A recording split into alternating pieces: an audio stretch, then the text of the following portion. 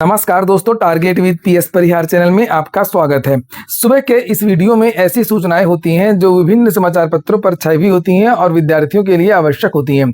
तो आइए शुरू करते हैं और देख लेते हैं कि आज के समाचार पत्रों में विद्यार्थी जीवन से संबंधित कौन कौन सी सूचनाएं हैं। तो वीडियो को जल्दी से लाइक कर दें, शेयर कर दें और जिन छात्रों ने चैनल को अभी भी सब्सक्राइब न किया हो तो जल्दी से सब्सक्राइब कर लें ताकि आप लोगों को इसी प्रकार की ऑथेंटिक और सॉलिड अपडेट से सबसे पहले मिलती रहे। चलिए शुरू करते हैं। सबसे पहले सभी लोगों को स्वतंत्रता दिवस की हार्दिक शुभकामनाएं। और खबर की शुरुआत करेंगे खुशखबरी से, नई भर्तियों से। सबसे पहली सूचना है यूपी SSC की। कल उत्तर प्रदेश अधीनस्थ सेवा चयन आयोग ने PET 2025 पास विद्यार्थियों से 2 भर्तियों के लिए आवेदन मांगे हैं। एक भर्ती है वेटनरी फार्मासिस्ट की 1308 पद जिसमें है, और दूसरी भर्ती है अवर अभियंता कृषि की जिसमें 134 पद हैं। नीचे लिखा है प्रदेश में पशुपालन निदेशालय के तहत वेटनरी फार्मासिस्ट के 1308 पदों पर भर्ती होगी और इसके लिए ऑनलाइन आवेदन 14 सितंबर से 5 अक्टूबर तक लिए जा सकेंगे। शुल्क समायोजन और आवेदन में संशोधन की अंतिम तारीख 12 अक्टूबर है। अधीनस्थ सेवा चयन आयोग ने शुक्रवार को भर्ती का विस्तृत विज्ञापन जारी कर दिया है। इसको लेकर के मैंने अलग से वीडियो भी बना दी है, आप लोग जाकर के देख सकते हैं। स्पेशल योग्यता इसमें मांगी गई और इसी तरीके से अवर अभियंता के लिए जो वैकेंसी निकली है उसमें भी स्पेशल योग्यता मांगी गई है, यानी कि विद्यार्थी हाई स्कूल पास होना चाहिए, साथ में कृषि में पॉलिटेक्निक होना चाहिए। उसको लेकर के यहाँ पर नीचे जानकारी दी गई है जिससे आप लोग देख सकते हैं। योग्यता हाई स्कूल समकक्ष के साथ में कृषि अभियंत्रण में 3 वर्षीय डिप्लोमा अथवा AICTE अनुमोदित समकक्ष अर्हता मांगी गई है।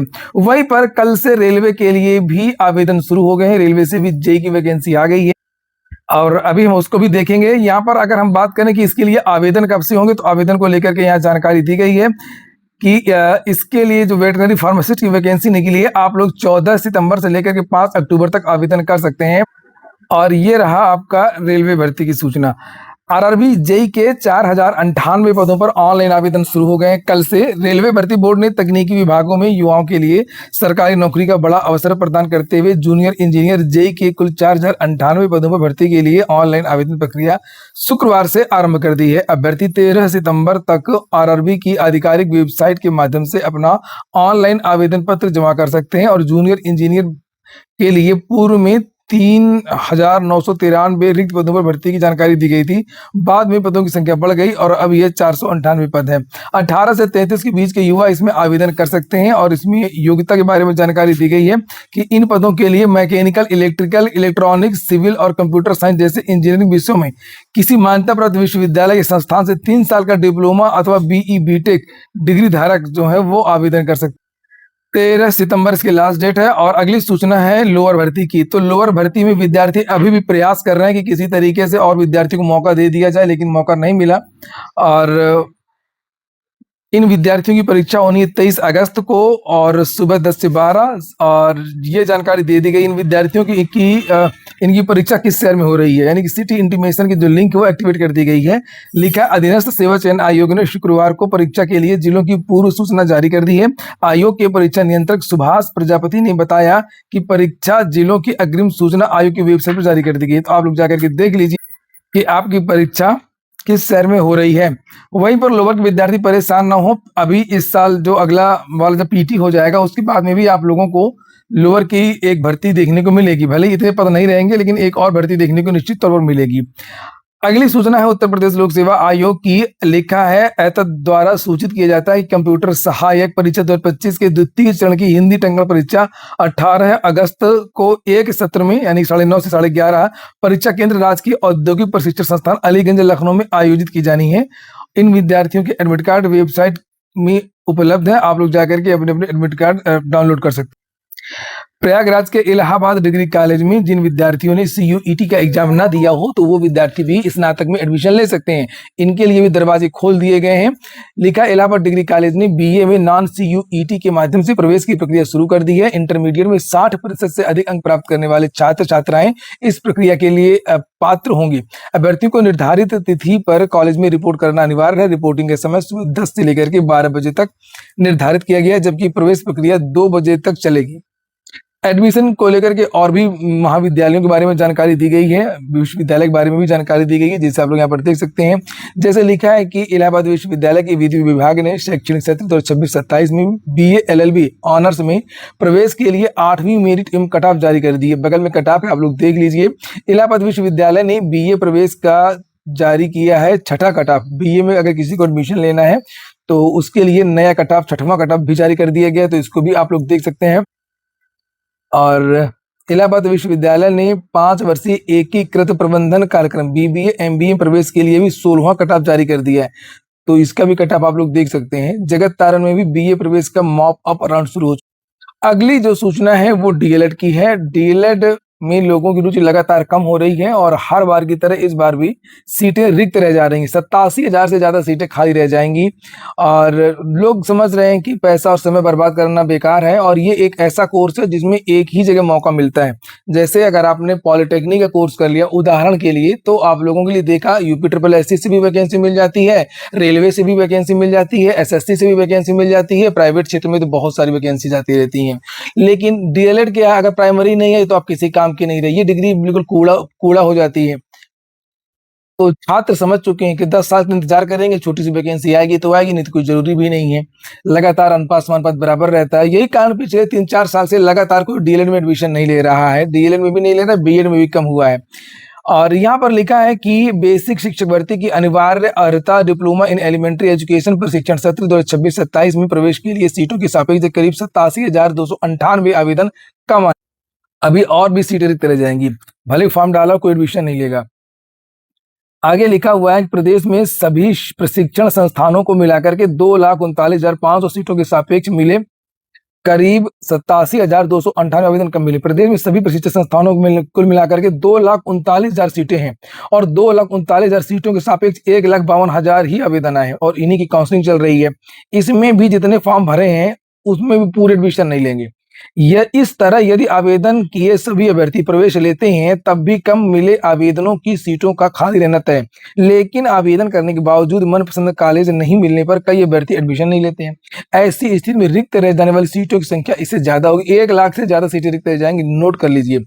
उत्तर प्रदेश परीक्षा नियामक प्राधिकारी सचिव राजेंद्र प्रताप ने DLED में प्रवेश के लिए छात्र छात्राओं से ऑनलाइन आवेदन लिए थे और प्रवेश प्रक्रिया प्रदेश में संचालित सभी 66 जिला शिक्षा एवं प्रशिक्षण संस्थानों डाइट, एक CTE कॉलेज वाराणसी और सभी 3,000 से अधिक निजी DLED संस्थानों को मिलाकर कुल 3,39,000 सीटें। तो यही सब बातें यहाँ पर लिखी। और अगर सरकार हर साल भले ही 10,000 वैकेंसी देती, 5,000 वैकेंसी हर साल देती, जिस तरीके से PCS की वैकेंसी हर साल आती है, IAS की वैकेंसी हर साल आती है, SSC CGL CHSL की वैकेंसी हर साल आती है, उसी तरीके से अगर शिक्षक भर्ती हर साल आती तो ये हाल इन विद्यालयों का नहीं होता। लिखा है इसमें प्रवेश के लिए PNP सचिव ने प्रथम फेज में स्टेट रैंक 1 से लेकर के 20,000 तक के विद्यार्थियों को 11 अगस्त से लेकर के 13 अगस्त तक संस्थान का विकल्प चुनने का समय दिया। यह अभ्यर्थी 14 अगस्त को आवंटित किए गए संस्थान में 17 से 31 अगस्त तक काउंसलिंग करा करके प्रवेश ले सकेंगे। अगली सूचना है UPPSC GDC की। GDC के 8 और विषयों का परिणाम जारी कर दिया है और इसमें 5,497 विद्यार्थी सफल हुए। इसमें भी कुछ विद्यार्थी मिनिमम कट ऑफ को क्वालिफाई नहीं कर पाए हैं कई कैटेगरी में और सीट रिक्त रह गई हैं। लिखा है उत्तर प्रदेश लोक सेवा आयोग ने राजकीय महाविद्यालय की सहायक आचार्य असिस्टेंट प्रोफेसर भर्ती परीक्षा 2025 के अंतर्गत 8 विषयों के प्रारंभिक परीक्षा का परिणाम जारी कर दिया गया है और इन विषयों में 5,497 विद्यार्थियों को मुख्य परीक्षा में प्रवेश के लिए औपबंधिक रूप से सफल घोषित किया गया है। प्रारंभिक परीक्षा 31 मई को आयोजित की गई थी और परिणाम आयोग की वेबसाइट पर अभ्यर्थियों के अवलोकनार्थ उपलब्ध कराया गया था। वहीं पर जानकारी ये भी मिली है कि इस असिस्टेंट प्रोफेसर भर्ती में कुछ और पद आ गए हैं, अब उनको जोड़ने पर मंथन चल रहा है। इसमें लिखा है कि 28 विषयों की परीक्षा आयोजित हुई थी। इसमें वाणिज्य, चित्रकला, हिंदी, गणित, दर्शन शास्त्र, संस्कृत, जंतु विज्ञान, कंप्यूटर साइंस का परिणाम घोषित किया गया है और इनमें टोटल विवरण लिखा हुआ किस विषय में कितने विद्यार्थी बैठे, कितनी परीक्षा दी, कितने पास हुए। एक सूचना इसी की और है कि इसमें बढ़ सकते हैं 461 पद, यही GDC में लिखा है। प्रदेश के 217 राजकीय डिग्री कॉलेजों में असिस्टेंट प्रोफेसर के 1253 पदों पर चल रही भर्ती में और 461 पद बढ़ सकते हैं। अब ये सोचने वाली बात है, ये पद जुड़ेंगे कैसे? प्री के रिजल्ट तो जारी हो रहे हैं। कभी कभी आयोग इसलिए भी रिजल्ट रोक देते हैं प्री का, लेकिन लड़के पहुंच जाते हैं रिजल्ट जारी करो, रिजल्ट जारी करो। अब प्री का रिजल्ट जारी हो गया, पद कैसे जुड़ेंगे? समझा करिए बात को।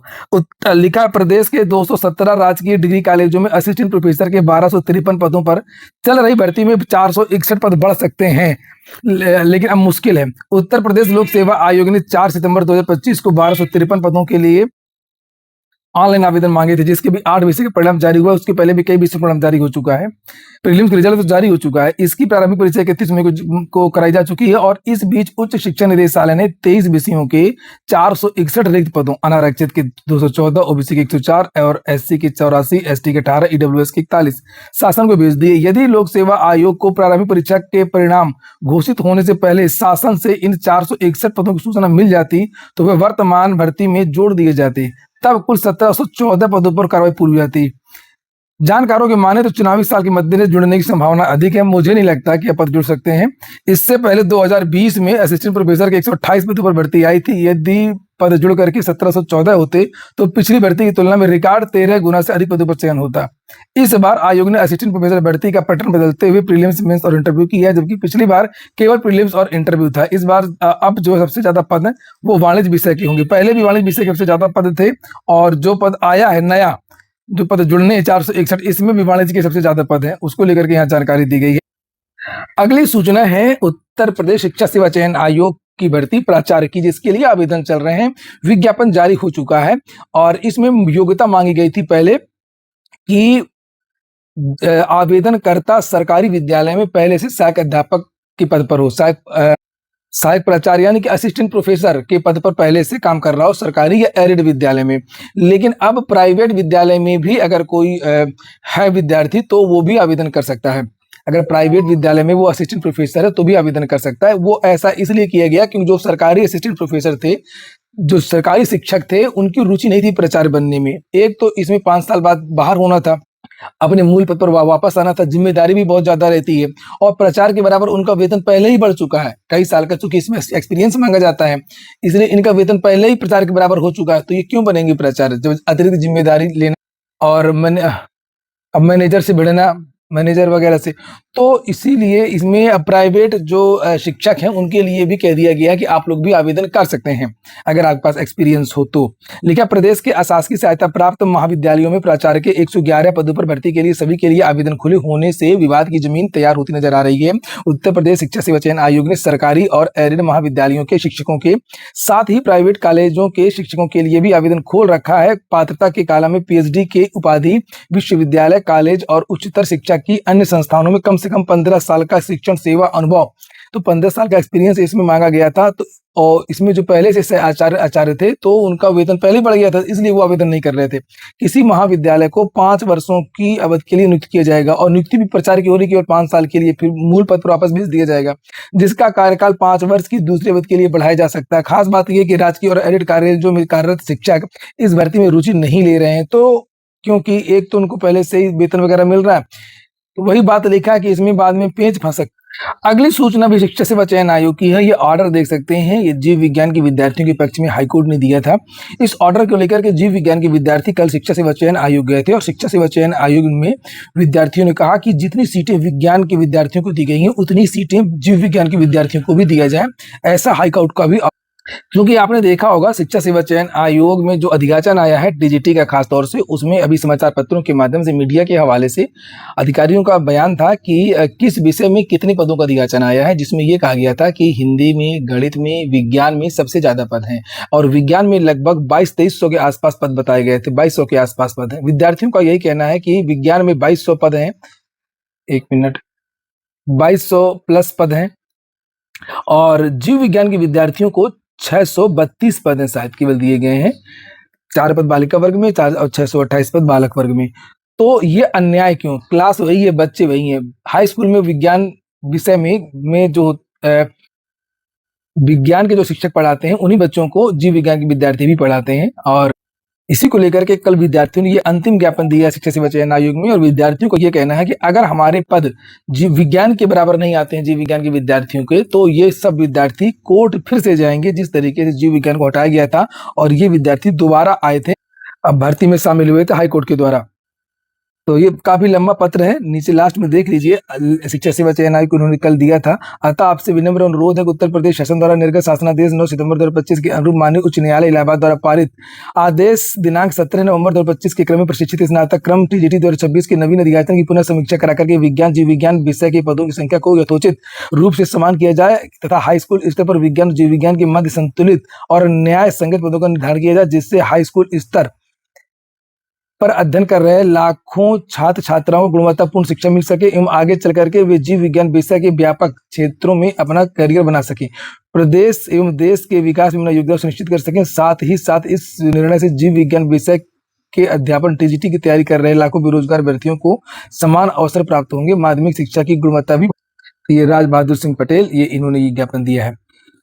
अब फटाफट देख कुछ बातें कर लेते हैं बीपीएससी की। तो बिहार से जो सहायक प्राध्यापक के वैकेंसी आई थी, तो उसको लेकर के जानकारी दी गई कि जो विद्यार्थी पीएचडी कर रहे हैं तो उनकी पीएचडी खराब नहीं होगी, वो पीएचडी करते रहेंगे। कल बीपीएससी ने अपना एग्जाम कैलेंडर जारी किया है और एग्जाम कैलेंडर में इसकी डेट नहीं बताई है टीआरई 4 की, और केवल ये जानकारी दिया है कि इसमें पीटी और मेंस होगा, और लिखा इसीलिए कि अब शिक्षक भर्ती में देनी होंगी 2 परीक्षाएं। ये देखिए, और पदों के बारे में बताया गया कि 32,388 सीटें हैं। एस स्टेट को लेकर के जानकारी दी गई है कि 17 से लेकर के 31 अगस्त तक आप लोग आवेदन कर सकते हैं। 71वीं बीपीएससी मेंस का रिजल्ट इसी माह के अंत तक निकलेगा। आज के वीडियो में इतना ही। पूरा वीडियो सुनने के लिए बहुत बहुत धन्यवाद।